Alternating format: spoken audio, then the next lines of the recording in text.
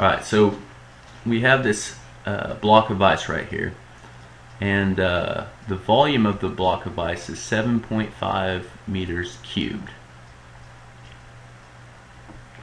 Okay, and then we have a polar bear that steps onto this block of ice, and when he does that, the ice sinks so as to be just level with the water surface. What is the mass of the polar bear? Well, first we know that the density of water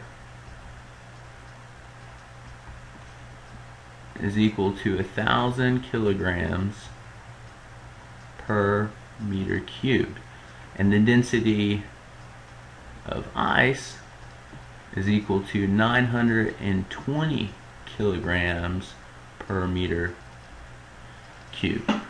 Okay, so for this problem, we need to figure out the buoyant force of this ice.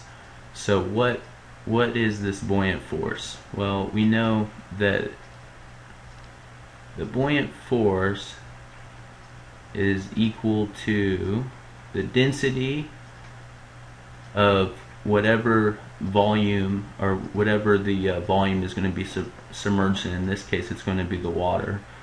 The volume of whatever this ice is, which is going to be 7.5 meters cubed, and gravity. Okay, so when we look at that, we're going to get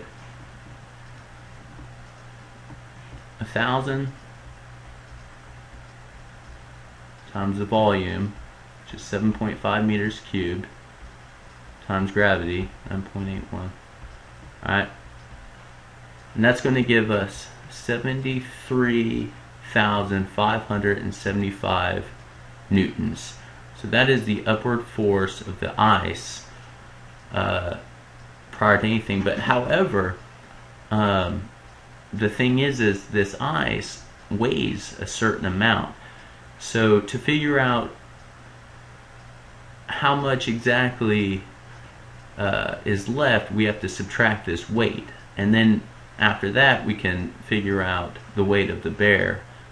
So what we do is we take 73,575 newtons minus the weight of the ice. So we know that mass over volume equals density. Well, we have the density of the ice, that's 920.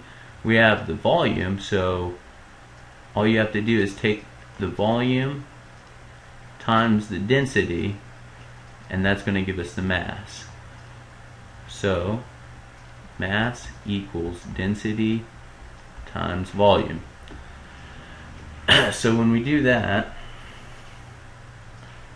we're going to get a number. So first we're going to take the density, which is 920, times the volume, which is 7.5, and then of course to keep this in newtons we're going to multiply it by 9.81.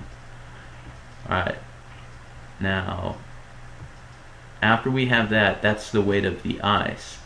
Now also we're going to need the weight of the polar bear, so minus the weight of the polar bear is going to give us 0.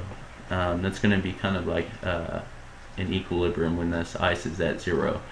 So the buoyant force of the ice going up, which is 73,575 newtons, minus the weight of the ice itself, which is going to be this number, minus the weight of the polar bear, is going to give us where this ice is going to be level with the water right here.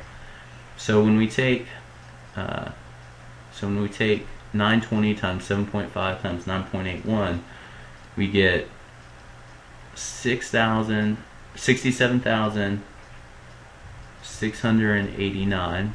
Okay, and then we take that 73,575 minus that, and that's going to give us 5,886. Okay, and that's how many newtons that were left over. So 5,886 newtons minus the polar bear equals 0. So to find the polar bear, just throw the polar bear over to the other side. So now you got 5886 equals the polar bear, and then just divide that by gravity, 9.81, because right now it's in newtons. So divide that, and then you're going to get 600 kilograms.